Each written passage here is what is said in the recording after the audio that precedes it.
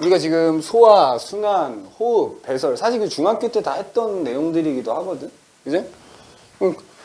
이게 다 세포 호흡에서 이어지는 거잖아. 우리 지난번에 했던 그 세포 호흡 한번 다시 써보면 내가 광합성하고 세포 호흡의 화학 반응식 무조건 기억하고 있어야 그랬지. 그지? 쓸 줄 알아야 돼. 자, 세포 호흡이 이제 우리 포도당 갖고 하는 세포 호흡 사실 쓰긴 썼다만 포도당을 주로 이용을 하는 거지 포도당만 이용하는 건 아니야.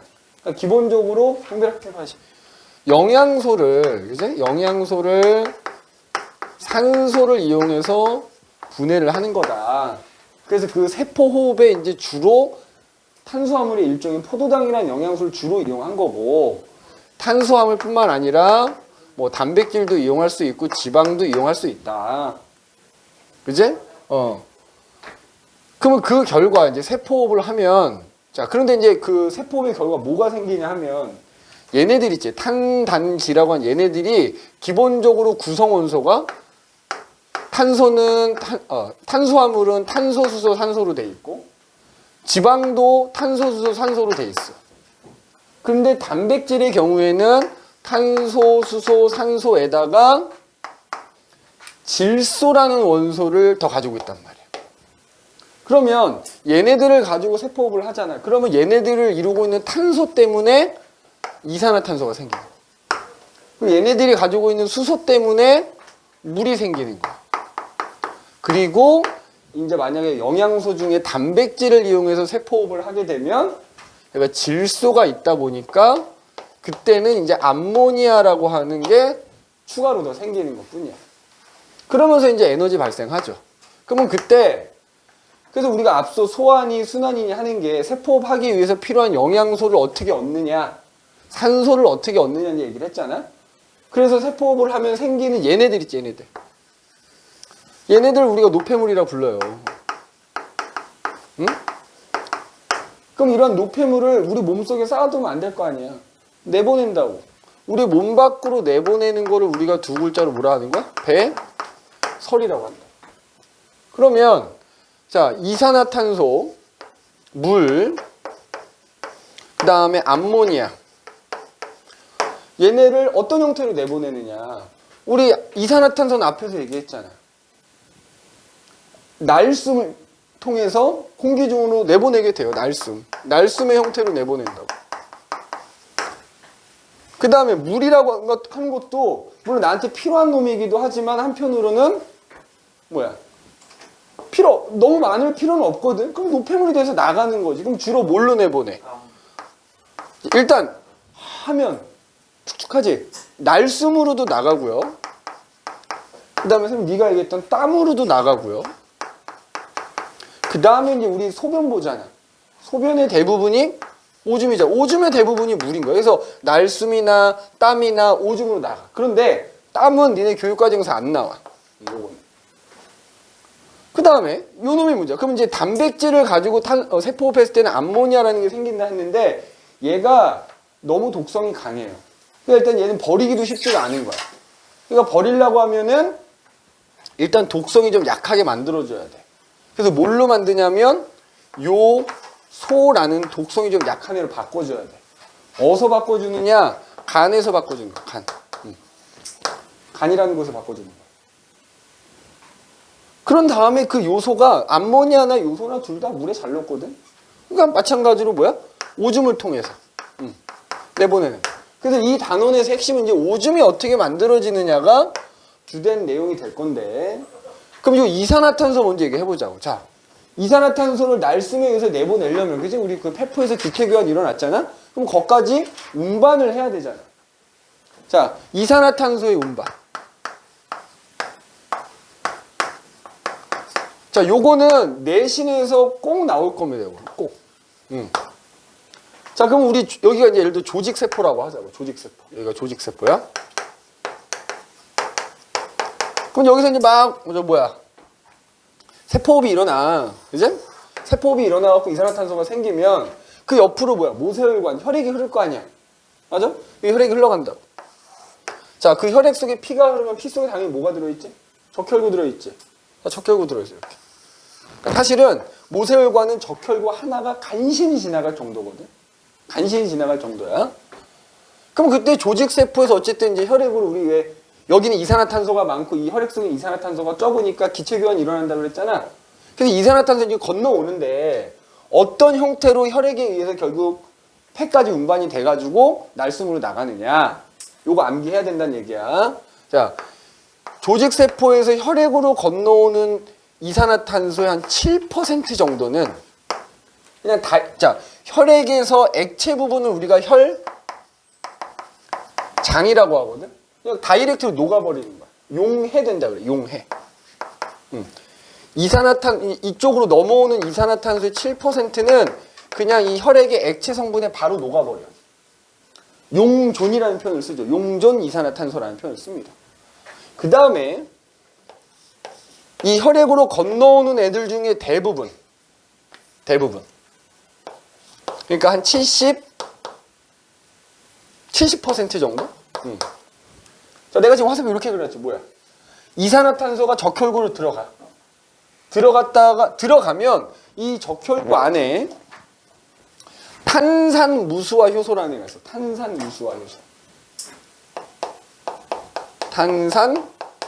탄산무수화 효소라는 게 있거든. 그럼 니네 효소가 뭐에 관여하는 애지? 물질대사 관여하는 애잖아. 그러면 이 탄산무수화 효소라는 애에 의해서 이산화탄소가 뭘로 바뀌냐면은 수소이온과 탄산수소이온이라는 걸 이렇게 바뀌어서 빠져나와. 그럼 요 이온들은 당연히 혈장에 녹아서 이제 운반되는 거지. 그래서 요거 반응식으로 쓰면 뭐 이렇게 됩니다. CO2가 물하고 만나가지고 수소이온과 탄산수소이온으로 이렇게 나뉘어진다는 거. 이때 이제 바로 요 탄산무수화 효소가 관여한다는 얘기야. 그래서 이온으로 바뀌어서 혈장에 녹아서. CO2가 직접 녹는 게 있고 탄산무수화 효소에 의해서 이온으로 바뀌어서 혈장에 녹아서 운반되는 게 있다. 그리고 자, 나머지 23%에 해당되는 애들. 그렇지? 왜냐면 자, 77%니까 23%겠지. 23%는 적혈구에 뭐가 있다 그랬지? 적혈구가 붉은색을 띠는 이유가 적혈구에 있는 뭐가 있다? 헤모글로빈이라는 애가 있다 그랬지? 그 헤모글로빈과 다이렉트 결합해. 얘네 앞서 얘기했지만 헤모글로빈이 산소가 많은 데서는 산소랑 결합하잖아. 그러면 그 헤모글로빈이 오면 산소는 건네준다? 그럼 그 헤모글로빈이 이산화탄소가 받아서 결합돼, 이산화탄소가. 그래서 거기 아마 이렇게 돼 있을 거야. 예를 들어서 헤모글로빈 HB라고 쓰거든? HB가 뭐야? 이산화탄소와 결합한다. 그러면 그 결과 요런 애가 이제 요걸 뭐 카바미노 헤모글로빈이라고 불러. 카바미노 헤모글로빈. 카바미노. 다음 시간에 시험에 냅니다. 미리 예고합니다. 이거 분명히 시험에 낸다 그랬어. 카바미노 헤모글로빈이라는 게 만들어져. 그래서 결국 이제 이 상태로 이제 혈액에 의해서 폐포까지 가는 거야. 그럼 폐포에서는 이 반대 과정이 일어납니다. 반대 과정이 일어나서 폐포로 건네지면 날숨에 의해서 몸 밖으로 나가게 되는 거야. 알겠어? 그래서 이건 이제 날숨으로 나간다는 얘기고, 날숨으로 나가기까지 이산화탄소가 이렇게 운반이 된다. 라는 거 꼭 기억을 해 두셔야 됩니다. 알겠어? 그럼 이제 어쨌든 이제 본론으로 와서, 그러면 결국에는 뭐 그 날숨으로 나가는 거 제외하고, 어쨌든 대부분 이제 오줌이라는 형태로 이 노폐물들이 배설이 된단 말이야. 그러면 이제 오줌이 어디서 만들어지고, 어떤 원리에 의해서 이제 오줌이 만들어지게 되는가. 그 얘기를 할 거고, 요거 꼭 외워놔야 됩니다. 이거는 세포에서 모세혈관을 갈 때 이렇게 된다는 얘기고, 폐포에 가면 이 반대 과정이 일어난다 그랬어. 거기서 이제 그림 넣어놨으니까 그림 참고해 주시면 됩니다. 자, 그럼 이제 반대도 퍼센트 똑같아요. 당연하죠. 그냥 반대 과정이 그대로 일어나는 거니까.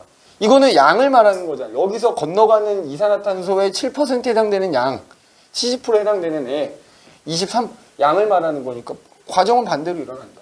그죠?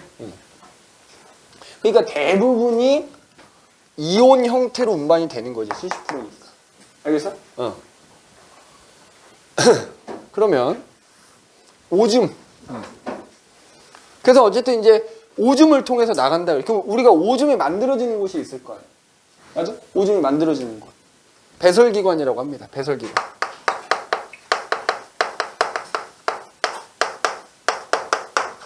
그래서 이제 오줌이 만들어지고 오줌을 내보내기까지 관여하는 기관들 우리가 배설기관이라고 그래서 자, 오줌 어디서 만들어? 콩팥이라는 곳에서 만들어요. 콩팥. 원래 이제 신장이라고 부르지. 신장. 또는 이제 그게 약간 강낭콩 모양이다. 그래서 콩팥이라 부르지. 그리고 뭐 오줌이 최종적으로 모여있는 주머니가 있지. 방광. 그 다음에 뭐 오줌이 나가는 길, 뭐 요도. 이런 애들이 이제 배설기관이야. 자, 그럼 잘 봐. 이 콩팥이 어디에 있냐면 니네 신장 얘기했어요. 신장이 어디 있다고? 가운데 있다 그랬지. 약간 왼쪽으로 틀어져 있거든. 왼쪽으로 틀어져 있어.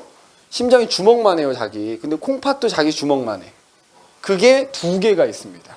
그게 어디에 있냐면은 요렇게 이제 우리가 척추뼈가 이렇게 있다고 하면 척추뼈가 이제 이렇게 있어. 이런 식으로 이제 척추뼈가 쭉 이렇게 있으면은 허리 쪽에 여기 허리 쪽에 척추뼈 양쪽으로 이렇게 주먹만한 게 두 개가 있어요. 그 다음에 여기 지웠지만 노폐물들은 결국 혈액이 운반하잖아. 그러니까 당연히 이 콩팥에는 혈관이 연결되어 있어야 되겠지. 자, 그래서 노폐물이 들어있는 혈액이 이렇게 이제 콩팥으로 하나 들어가게 되지.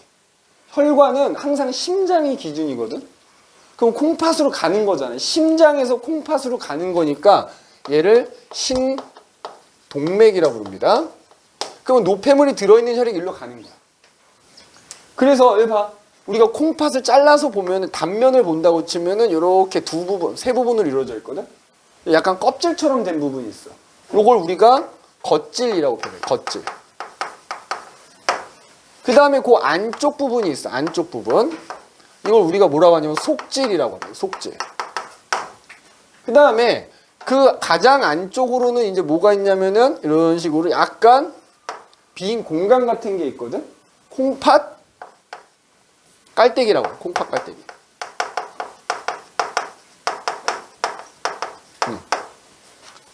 자, 그래서 이제 보면은 여기 봐봐. 그림은 거의 그려져 있으니까. 자, 보세요. 노폐물이 들어있는 혈액이 신동맥을 타고 콩팥으로 들어가면 이제 이 안에서 이제 막 모세혈관들이 갈라져 나가겠지. 쫙 갈라져 나가. 그래서 이제 걸러져서 오줌이 만들어지고 그 만들어진 오줌이 일단 콩팥 깔때기에 모이는 거야. 그럼 그렇게 콩팥 깔때기에 모인 오줌은 또 이제 이렇게 관이 하나 이렇게 연결돼 있거든. 이쪽 똑같겠지. 그래서 밑으로 내려가면은 이제 뭐가 있냐면은 방광이라는 곳이 있는 거야. 방광. 방광이 오줌이 모여.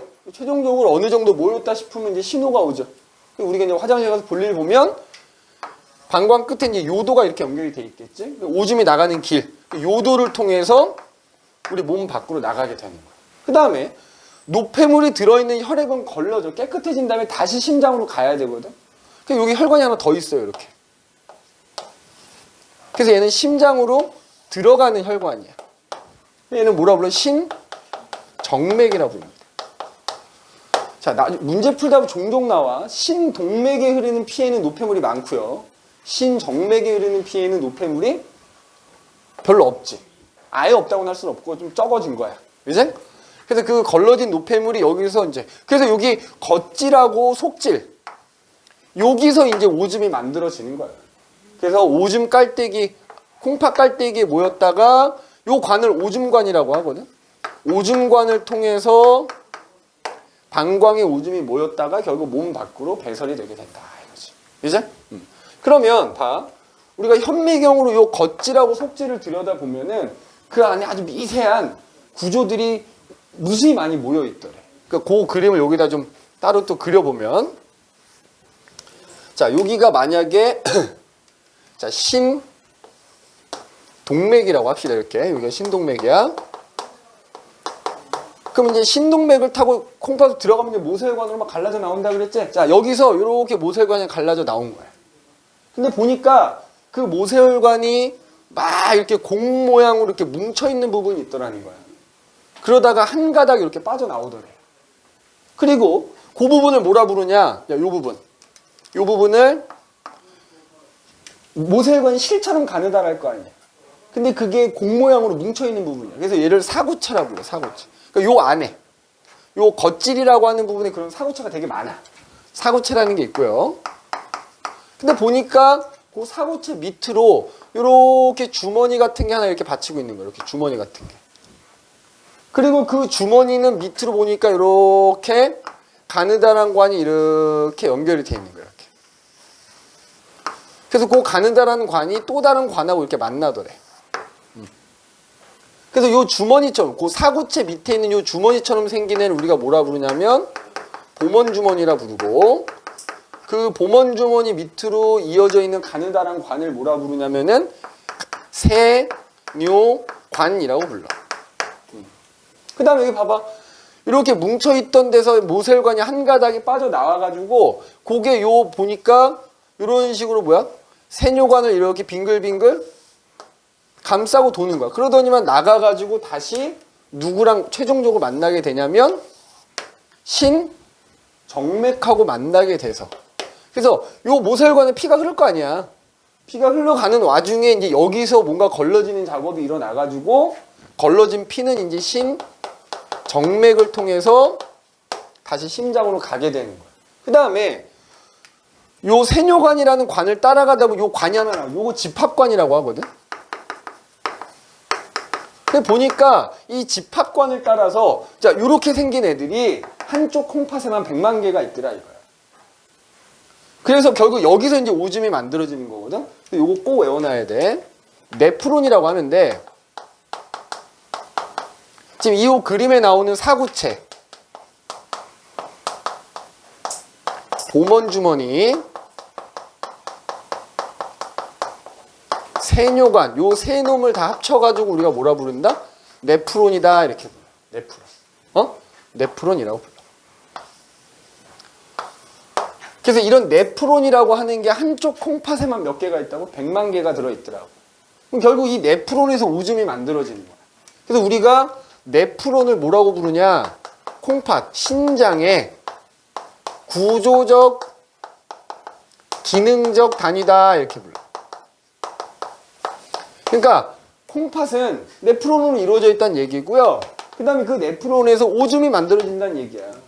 알겠어? 뭐뭐뭐를 사구체, 보먼주머니, 세뇨관을 합쳐서 뭐라 부른다? 네프론이라 부른다.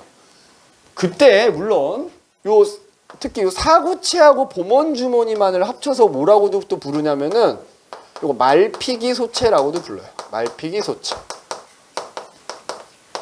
말피기소체라고. 말피기라는 과학자가 발견했다 그래가지고 말피기소체라고. 그러니까 결국 이런 얘기예요. 여기 봐봐. 여기 겉질이 있으면 여기 보세요. 겉질에 이렇게 막 사구체가 있는 거야. 겉질에 사구체하고 보먼주머니가 있고 그 세뇨관이 이렇게 속질 쪽으로 이렇게 뻗어나와 있는 거야. 이런 식으로 생긴 애들이 100만 개가 있다. 그래서 여기를 이렇게 가면서 이제 집합관을 밑으로 이제 이런 애가 쭉 달려 있는 거지. 그럼 이제 오줌이 이렇게 만들어져 갖고 집합관을 거쳐서 가면 오줌 콩팥 깔때기가 나오는 거야. 그럼 이제 여기서 이 네프론이라고 하는 데서 이제 어떤 원리에 의해서 오줌이 만들어지게 되는가?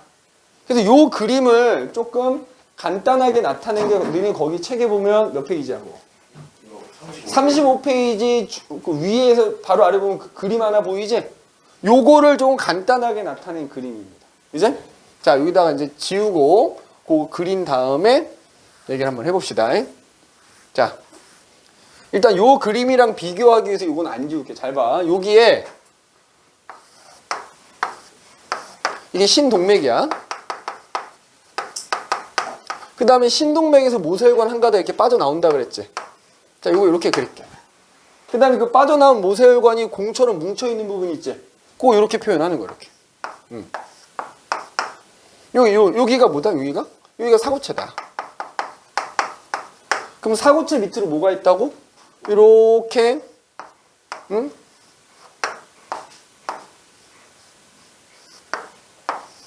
여기가 이제 보먼주머니가 있는 거고, 보먼 주머니 밑으로 이어진 요 관을 우리가 뭐야? 세뇨관을 나타낸 거지 지금, 그지? 그 다음에 그 사고체에서 한 가닥 빠져나온 애는 결국 이 세뇨관을 빙글빙글 감싸고 돈다 그랬지? 빙글빙글 감싸고 도는 걸 그냥 요렇게 표현한 거야. 그럼 그 감싸고 돌다가 걔가 결국에 어디로 간다고? 심정맥이라는 혈관하고 만나게 된다. 요 그림하고 매칭을 해봐야 돼. 그러면 니네 세뇨관 따라가면 뭐 나온다 그랬지? 요 길로 가면 이제 집합관이라는 관이 나오는 거지? 맞지? 그리고 이제 좀 이따 들어보면 알겠지만 집합관쯤 가면 이제 오줌이 된 거야. 그럼 이제 요 그림을 여기랑 매칭을 시켜야 돼. 아, 이 그림에서 사고체를 이렇게 표현한 거구나. 보먼 주머니 이렇게 나타낸 거구나. 여기 세뇨관이구나. 여기 이제 감싸고 있는 모세혈관 나타낸 거구나. 자, 그럼 이제 이거 가지고 우리가 오줌이 어떻게 만들어지는가 얘기해보자. 오줌이 그럼 어떤 원리에 의해서 만들어지느냐?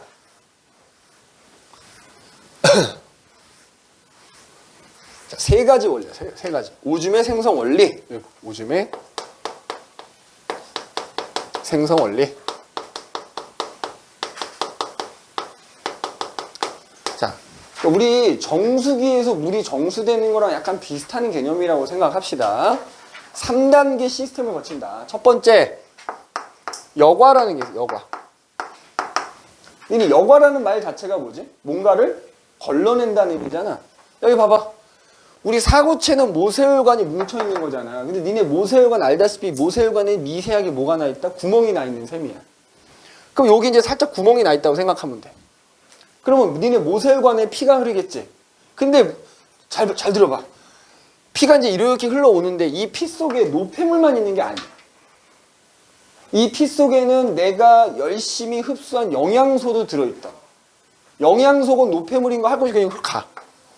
그럼 걔가 일로 나온다? 그러면 여기 이제 뭉쳐놨. 그럼 그 혈액이 흐르는 모세혈관에 뭉쳐놨으니까 혈압이 어떻게 되겠냐? 높아지겠지. 막 뭉쳐놨으니까. 그러니까 우리가 걸레로 따지면 물이 젖어 있는 걸레를 니네 쥐어 짠 거야. 그럼 여기가 혈압이 높으니까 여기 혈압이 낮잖아. 그러니까 이 혈액 속에 들어있는 성분들이 쫙 밑으로 쉽게 말하면 필터 걸러져서 빠져나오는 거야. 이렇게 쫙. 이게 바로 뭐다? 여과입니다. 그래서 사고체 쪽에서 그 피 속에 들어있는 물질들이 보먼 주머니 쪽으로 빠져나오는 것을 우리가 뭐라고 한다? 여과라고 한다. 그럼 이거 물어봐. 여과되는 원리가 뭡니까? 방금 얘기했지. 여기 모세혈관을 막 뭉쳐놨기 때문에 쥐어 짜는 느낌이라고. 혈압이 높다고. 혈압이 낮다고. 혈압이 높은 곳에서 낮은 곳을 뭐가 일어나는 거야? 확산이 일어나는 거야. 확산에 의해서 피 속에 들어있던 물질들이 쫙 빠져나오는 거야. 그래서 원리를 물어보면 혈압 차이에 의한 확산이다. 이렇게 확산해요. 뭐 요 말까지는 모른다 하더라도 확산이란 말을 꼭 해요. 확산. 많은 데서 적은 데로 빠져나온다는 얘기야. 그런데 모세혈관에 미세하게 구멍이 뚫려 있는 셈이라 했으니까 아무리 쥐어 짜도 구멍보다 큰 애는 못 나오겠지. 그러니까 우리가 이제 뭘 봐야 되냐면, 그러면 여과가 되는 애가 있고 여과가 안 되는 애들이 있단 말이야. 어떤 애들? 구멍보다 큰 애들. 그럼 니네 모세혈관에 적혈구나 간신히 지나갈 정도라 그랬지? 그럼 그 간신히 큰 거잖아. 모세혈관에 비해서 적혈구가. 그럼 걔는 그 모세혈관에 미세한 구멍 빠져나와? 못 나오지. 그럼 우리가 피 속에 들어있는 적혈군이, 백혈군이, 혈소판이니 하는 애들이 혈구라고 하거든? 혈구는 못 빠져나와. 생각해봐. 야, 혈구가 빠져나오면 결국 그게 오줌이 되면 내가 오줌이 붉은색을 띠는 거야. 피오줌 싸는 거야. 그지? 근데 정상적인 경우에는 그렇지 않잖아. 물론 이제 여기에 염증 같은 게 생기면 가끔 오줌에 피가 섞여 나오기도 합니다. 근데 그건 정상적이지 않은 경우고. 그 다음에 니네 사람의 피 속에는, 그지? 사람의 피 속에는 또 니네 그거 있지? 요즘 코로나 때문에 난리잖아. 정상적인 경우에 이런 코로나 같은 바이러스나 세균이 내 몸에 들어오면 내 몸속에서는 걔네를 없애는 항체라는 게 만들어지거든. 항체가 단백질이에요. 그 항체를 만드는 단백질이 피 속에 들어있다. 그럼 그런 단백질들도 이 모세혈관의 구멍을 통과하기엔 너무 큰 거야. 못 빠져나와. 그 다음에 이제 선생님 정도 나이가 되면 특히 이제 왜 그런 거 있잖아. 우리 음식 너무 기름진 거 많이 먹고 그러면 콜레스테롤 수치가 높아지다고 이러잖아. 혈액에 지방이 막 다닌단 말이야. 그러다 그 지방이 이제 쌓여서 혈관이 막힌 문제가 생기는 거지. 지방 덩어리 같은 것들도 당연히 못 빠져나옵니다. 자, 그럼 이제 어떤 애들은 빠져나올 수 있다? 크기가 작은 애들인데 대부분, 야, 혈액의 주성분이 뭐야? 물이잖아. 니네 걸레, 더러운 걸레 빠른 다음에 쫙 쥐었자면 밑에 물과 함께 때들이 같이 빠져나오는 거 아니야? 그러니까 이제 여과가 되는 애들은 대부분 물에 녹아서 물과 함께 빠져나오는 거야. 당연히 구멍보다 크기가 작은 애들이고. 그럼 어떤 애들이 빠져나오냐? 근데 아까 이제 여기 노폐물만 있는 게 아니라 영양소도 잔뜩 들어있다 그랬지? 다 빠져나옵니다. 뭐 포도당이니, 아미노산이니, 뭐 무기염류니, 뭐 바이타민이니, 이런 영양소들도 심지어 빠져나오고요. 그리고 당연히 우리가 버려야 되는 뭐 빠져나와? 요소와 같은 노폐물도 물에 잘 녹으니까 결국 물에 녹아서 빠져나온단 말이야. 그럼 여과된 애들이 이제 여기에 모이겠지, 보먼주머니. 그럼 이 여과된 애들, 얘네들 우리가 뭐라 부르냐면 여과액이라고 불러. 여과액 또는 원료라고 부릅니다. 원료. 그러니까 아직 오줌은 아니지만 이제 오줌이 될 녀석들이다 이거지. 자, 그래서 여과가 되는 애들 꼭 기억해야 돼. 여과가 안 되는 애들, 혈구, 단백질, 지방 이런 애들. 자, 그러면 이제 여과가 된 애들이 여기 모여만 있겠냐고. 세뇨관을 따라 흘러가겠지. 자, 근데 아까 얘기했죠. 흘러가서 여기에 가면 오줌이란 말이야. 그럼 생각해봐. 얘네가 그대로 흘러가면 아, 이거 내가 밥을 왜 먹냐고요. 그렇잖아. 아니, 오줌으로 나갈 것 같으면 내가 먹을 필요 없는 거 아니야? 그러니까 이 여과된 애들 중에서 버리면 안 되는 것들은 다시 어때야 돼? 아까 세뇨관을 모세혈관이 빙글빙글 감싸고 있다 그래. 다시 혈액으로 넣어줘야 돼요. 이게 두 번째야. 두 번째 그걸 뭐라고 한다? 재흡수라고 한다. 다시 흡수한다 이런 뜻이야. 그지? 재흡수하는 거. 자, 그래서 어디서 어딜로? 세뇨관에서 그걸 감싸고 있는 모세혈관 속으로 다시 집어넣는 거야. 세뇨관에서 모세혈관으로 버리면 안 되는 것들을 집어넣는 거.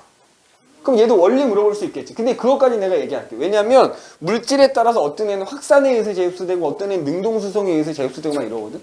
그건 이제 우리 나중에 내신 때나 외우고 지금은 그것보다도 자, 그럼 이제 어떤 애들이 재흡수되냐 이거지. 자, 일단 물 재흡수됩니다. 그렇잖아. 왜냐면 일단 기본적으로 나한테 물이 필요한 거 아니냐? 그러니까 이제 필요하면 물 재흡수하겠지. 근데 얼마 정도 재흡수되냐면 99% 정도. 여기서 걸러진 거의 99%. 물론 이제 필요에 따라서 더 재흡수가 될 수도 있고 재흡수가 좀 덜 될 수도 있어. 자, 건강한 성인 남성 기준으로 있잖아. 여기서 하루 동안에 여과되는 물의 양이 얼마인 줄 알아? 150리터랍니다. 상상이 안 되지. 150리터라고. 1.5리터 페트병 10개만큼이 걸러진다고요. 근데 니네가 생각을 해봐. 그만큼 오줌 싸? 내가 하루에 오줌을 150리터를 싼다 그러면 여기다가 소변통 달아야지. 그치? 화장실 갈 것도 없어. 계속 나오는 거지. 근데 실제로 평균적으로 소변으로 배설한 양이 1.5리터 정도 된답니다. 근데 오줌의 95%가 물이거든? 그러면 걸러지는 게 150리터인데 오줌으로 정작 나가는 건 1.5리터니까 나머지 다 어떻게 됐다는 얘기야? 재흡수 됐다는 얘기야. 그치? 재흡수 됐다. 자, 그 다음에 이제 이게 중요해. 그 물 속에 녹아있는, 물만 재흡수가 되는 게 아니라 사실 물 속에 녹아있는 애들 재흡수가 되겠지. 그 중에서도 특히 포도당하고 아미노산 같은 애들. 당연히 물에 녹아있는 상태인데, 자, 얘네들이야말로 특히 포도당 세포호흡에 반드시 필요한 애 아니야? 버리면 안 되는 애들이야. 얘네들은 정상적인 사람의 경우에는 그게 얼만큼 여과가 되든지 간에 무조건 100% 재흡수합니다. 자, 그럼 봐봐. 100% 여기 이제 얼마가 걸러지든지 간에 무조건 100% 재흡수 된다는 얘기는 다르게 표현하면 오줌에는 당연히 포도당과 아미노산이 들어있다 안 들어있다? 안 들어있어야지. 여기서 이렇게 가다가 가면 오줌인데 거기서 100% 흡수해버린다고.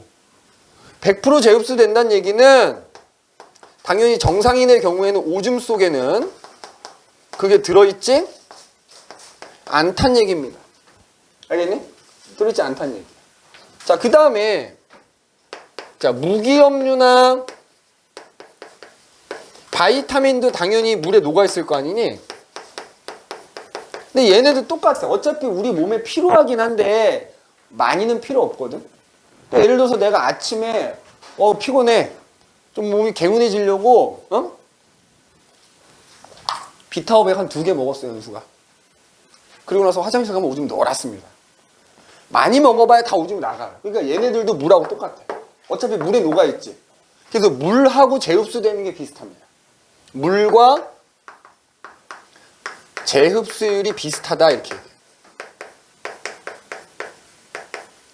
그러니까 몸속에 부족하면 재흡수 많이 할 거고 내 몸속에 충분하게 있다 그러면 재흡수 안 하고 내보내고 이렇게 된다는 얘기예요. 그러니까 어차피 물에 녹아있으니까 물과 함께 재흡수 된다 뭐 이렇게 받아들이면 돼. 그 다음에 또 하나. 자, 우리 아까 걸러진 것 중에 이제 정작 버려야 되는 건 요소인 거잖아. 그럼 당연히 우리가 요소는 재흡수가 안 되겠지라고 생각할 수 있지. 근데 요소도 재흡수 됩니다. 희한하지? 요소도 재흡수 돼요. 버려야 되는 노폐물이지만 재흡수 된다. 그럼 이게 얼마 정도 재흡수가 되냐면 뭐 비율로 따지면 한 50% 정도. 자, 그럼 생각을 해봐. 어차피 요소도 물에 녹아 있거든? 근데 물이 99% 재흡수될 때에는 50%밖에 재흡수가 안 된대. 그럼 이게 의미하는 게 뭐지? 야, 우리 소금물이 있어. 그지? 우리 소금물이 있어. 물에 소금이 녹아 있는 거지. 내가 물하고 소금을 같은 비율로 빼내면, 덜어내면 이 남아있는 소금물의 농도 어때? 변해, 안 변해? 안 변하지? 바가지로 이렇게 소금을 한 바가지 퍼내면 소금하고 물하고 같은 비율로 퍼낸 거야. 안 변하지? 그런데 여기서 내가 소금은 뭐 억지로 조금 빼내고 물은 많이 빼냈어. 그러니까 쉽게 말하면 물만 증발시킨 거지. 그러면 남아있는 소금물의 농도 어떻게 되지? 증가하지. 물만 많이 증발시켰다고. 똑같은 거야. 어차피 요소도 물에 녹아있는데 물이 99% 흡수될 때 요소는 50%밖에 흡수가 안 된다는 거야.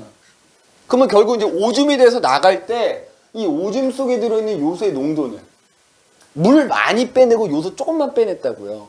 그럼 남아있는 녀석에 들어있는 요소의 농도는 높아지겠지. 여기서는 그걸 이해하는 게 중요한 거야. 그래서 어쨌든 노폐물이지만 요소도 재흡수가 되기는 된다. 다만 물보다 적게 재흡수되기 때문에 오줌이 만들어졌을 때 그 오줌 속에 들어있는 요소의 농도가 확 높아진다 이거야. 자, 그러면 선생님 여기다 써볼게. 자, 니네 A, B, C, D, E, F라고 해볼게. 난 지금 농도 얘기하는 거야. 요소의 농도가 가장 높은 곳이 어디라고? F라고. 그지? 가장 낮은 곳은 당연히 여기가 되는 거 아니냐? 요소 다 걸러져서 돌아가는 애 아니야? 기억해야 돼. 여기가 요소의 농도가 가장 낮은 거, 여기도 제일 높다. 그래서 재흡수가 물보다 적게 되니까. 근데 사실 요소의 농도가 높은 이유가 하나가 더 있어. 자, 그건 이제 세 번째인데. 자, 여과 재흡수. 그 다음에 이제 세 번째 뭐가 있냐? 분비라는 게 있어. 자, 분비는 뭐냐면 봐봐. 여기 봐봐. 여기서 분명히 걸러져야 되는데 덜 걸러진 애들이 있겠지. 그러면 그 덜 걸러진 애들이 혈액과 함께 갈 거 아니야. 그러면 신정맥으로 가기 전에 거기서 걸러지지 않은 애들을 세뇨관 다시 내보내야 되거든. 요게 분비입니다. 그래서 분비는 모세혈관에서 세뇨관으로 내보내는 거야. 그럼 어떤 애들? 또 요소가 나와. 그러니까 여기서 걸러지지 않은 요소 한편으로 내보내기도 하고, 그 다음에 재흡수는 좀 덜 되고 이렇게 되는 거지. 요소 같은 애들. 그리고 나중에 나오겠지만 크레아틴이라는 또 노폐물이 있거든. 크레아틴 같은 애들은 이제 내보내게 되는 거지. 그래서 도연아, 최종적으로 여기 이제 집합관 쪽으로 가면 오줌이 되는 거야. 그러니까 봐봐. 아까 여기서 요소는 물보다 적게 재흡수되고 여기서 한편으로 또 분비가 되니까 결과적으로 오줌이 되었을 때 요소의 농도가 굉장히 높아진다 이거야. 자, 그래서 이 네프론이라는 곳에서 여과, 재흡수, 분비 3단계 시스템을 거치면서 오줌이 만들어져서 집합관으로 가게 되고 집합관으로 가면 이제 최종적으로 오줌 깔때기 모였다가 최종적으로 방광에 모여서 이제 몸 밖으로 나가게 된다 이거지. 그러면 거기 35페이지 맨 아래쪽에 보면은 표 같은 거 하나 나와 있지. 별표 하세요. 표. 별표. 자, 그게 지금 선생님이 얘기했던 요 내용들을 지금 표로 나타낸 거거든. 잘 봐. 요거 니네 이제 기억한다는 전제 할 겁니다. 그리고 내가 아까 했지만 얘네들이 재흡수되는 원리는 뭐 어떤 애는 확산, 어떤 애는 능동성 뭐 이렇게 나뉘어지거든. 그거는 지금 내가 얘기 안 한다 그랬어. 이제 혹시라도 문제 풀다 나오면 그건 그때 설명할게. 이거는 나중에 내신 때 가서나 우리가 외우자 이거지. 지금은 이제 얘네들이 재흡수되고 한 어느 정도 재흡수되냐 요거가 더 중요한 거니까 요거만 확실히 좀 기억하라는 얘기야. 그럼 자 거기 보면은 표가 하나 나오는데 그래서 각각의 장소에 들어있는 여러 물질들의 농도를 나타낸 표야. 잘 봐봐. 표 매우 중요하다 그랬어.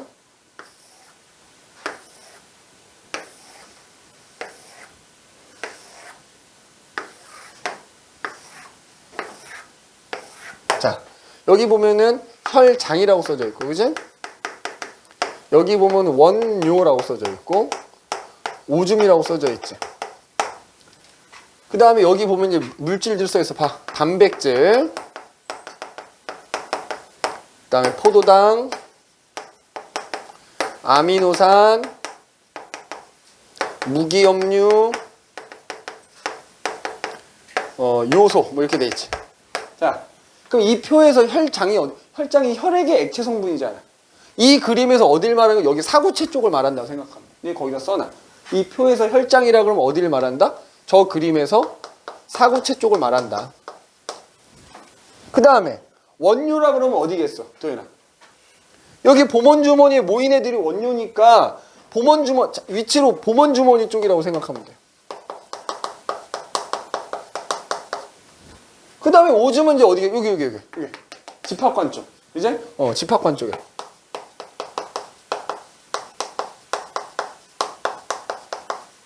이렇게 보면 돼. 알겠어? 그래서 그 사구체에 들어있는 단백질의 농도, 뭐 예를 들어서 원료에 들어있는 단백질의 농도, 그 농도를 나타낸 거거든. 잘 봐.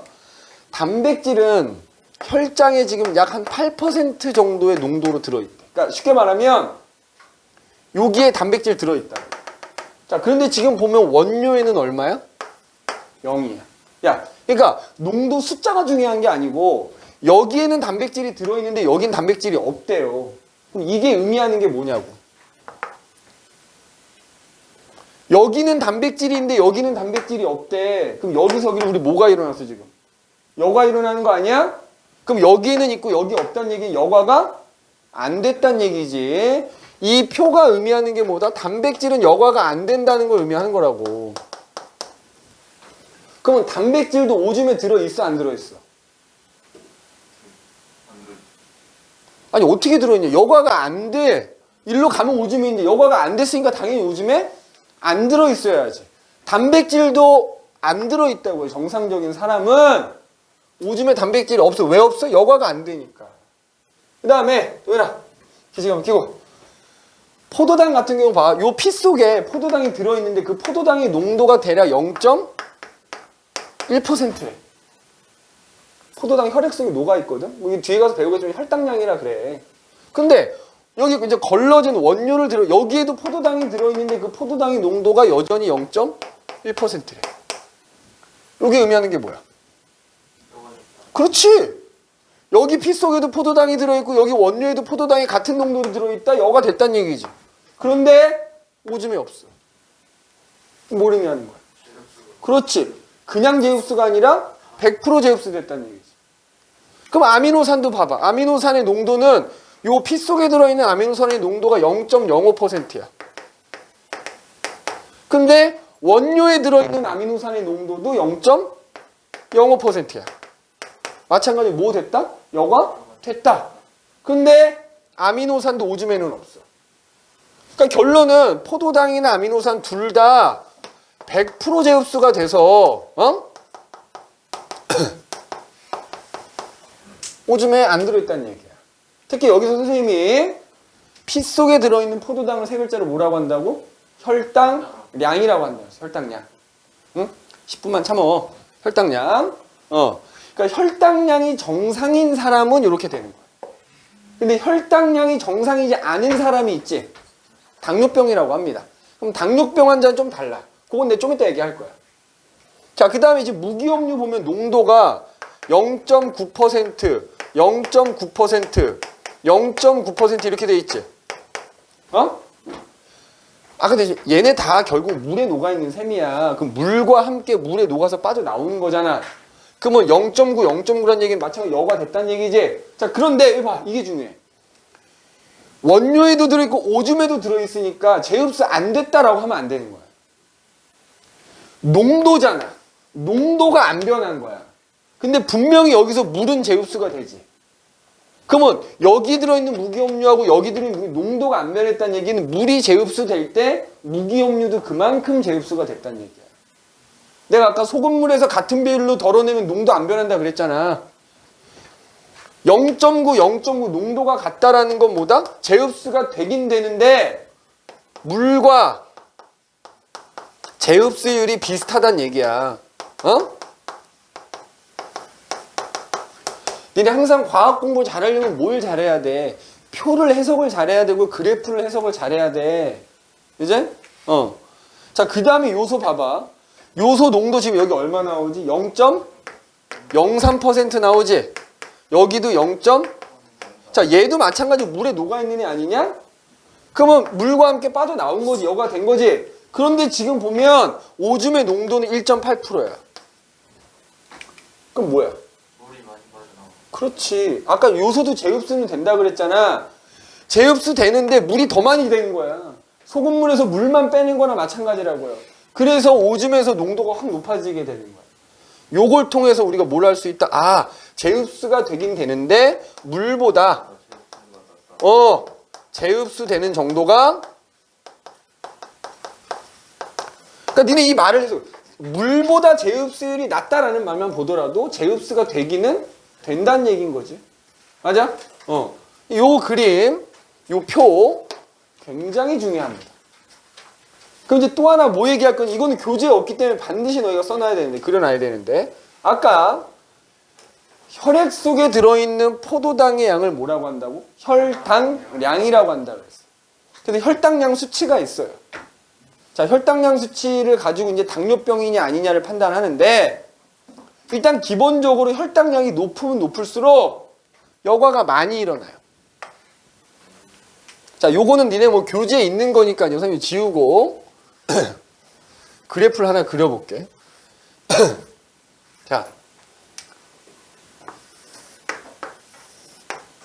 자, 가로축은 도현아 잘 들어야 되게 중요한 거야. 요거만 설명하고 쉽게. 자, 혈당량. 피 속에 들어있는 포도당의 농도라고 생각하면 돼. 뭐 단위는 뭐 밀리그램 퍼 밀리리터 뭐 이렇게 쓰거든. 그죠? 이것도 정상적인 사람도 밥을 먹었냐 안 먹었냐 운동을 했냐 안 했냐에 따라서 막 그때그때 달라진단 말이야. 그래서 만약에 그 혈당량 수치가 예를 들어서 100, 200, 300, 400 이런 식이라고 치자고.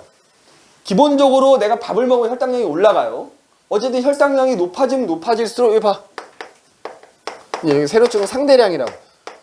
혈당량이 높을수록 오줌이 만들어질 때 여과되는 양도 많아진다고요. 그럼 그래프 어떻게 그려져? 이렇게 그려지겠지? 맞아? 자, 여과량.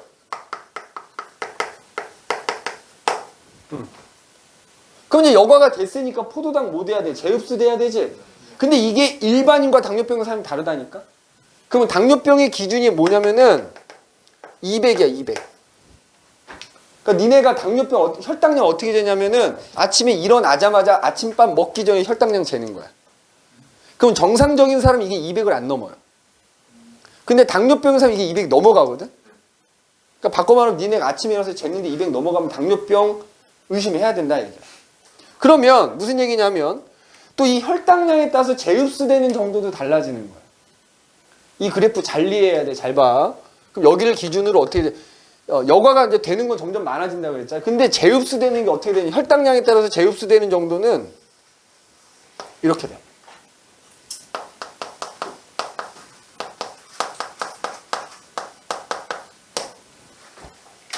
자, 그럼 봐봐.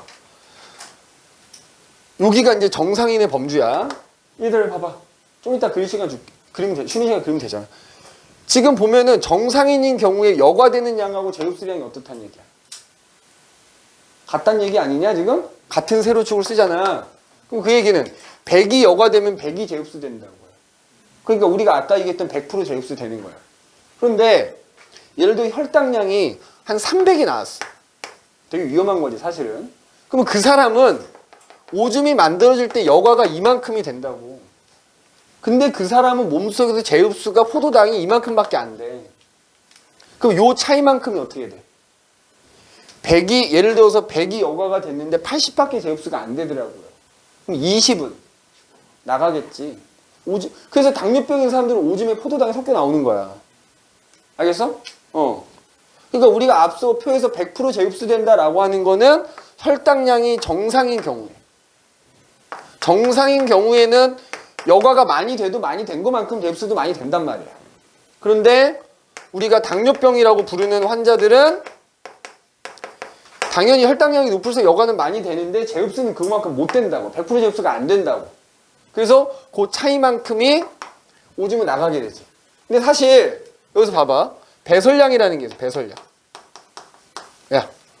근데 이게 꼭 지금 나는 포도당만 갖고 얘기한 건데 뭐 예를 들어서 아미노산이나 무기염류라는 어떤 물질이 있어. 뭐 요소라고 하자 이거지.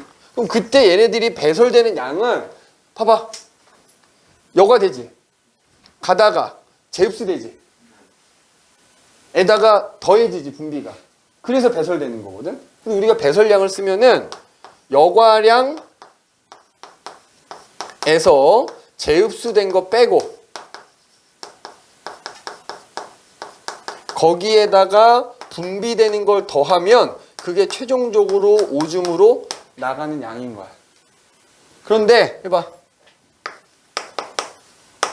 포도당의 경우에는 분비되는 게 어때?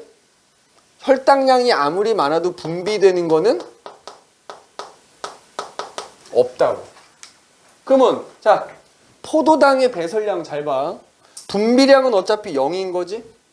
그러면 정상인의 경우에는 100이 여과가 되면 100이 제흡수된다 그랬지? 그러니까 배설량이 0이겠지. 100 빼기 100 더하기 0이니까. 그런데 당뇨병인 사람은 예를 들어서 요 사람 요 값이 우리가 한 150쯤 된다고 치자. 그리고 제흡수되는 게 한 100이라고 치자고. 그러면 당뇨병인 사람은 150이 여과가 됐는데 100이 제흡수된 거야. 물론 분비량은 없어. 따라서 이 사람은 50만큼이 오줌에 포함돼서 나가게 되는 거야. 니네 왜 이거 알려주냐면 니네 숙제하다 보면 요거 나올 거라고. 요 내용 꼭 기억해야 돼. 근데 이게 요 배설량 구하는 거는 포도당뿐만 아니라 다른 물질도 이렇게 구하는 거야. 알겠어? 근데 이제 포도당의 경우에는 그 여과량, 제흡수량, 분비량이 이런 양상을 띈다라는 거. 알겠니? 요거 대단히 중요합니다. 대단히 중요하기 때문에 꼭 기억해 놓으셔야 되고 우리 뒤에 숙제 보면 이거 있습니다. 이 문제가. 그래서 요 내용을 토대로 좀 풀 수 있어야 되겠다 하는 얘기야. 알겠어? 자, 그래서 이제 우리가 뭐 지난 시간에 걸쳐서 소화, 순환, 호흡, 그 다음에 오늘 이제 배설까지 얘기를 해봤어요. 잠깐 쉬었다가 이제 그 뒤에 나오는 총정리. 우리 이제 앞에서 배웠던 거랑 지금 얘기한 거 총정리를 얘기하도록 할게요. 자, 한 10분, 11분, 뭐 이 정도, 한 10분 정도 쉬었다가 다시 시작하도록 합시다.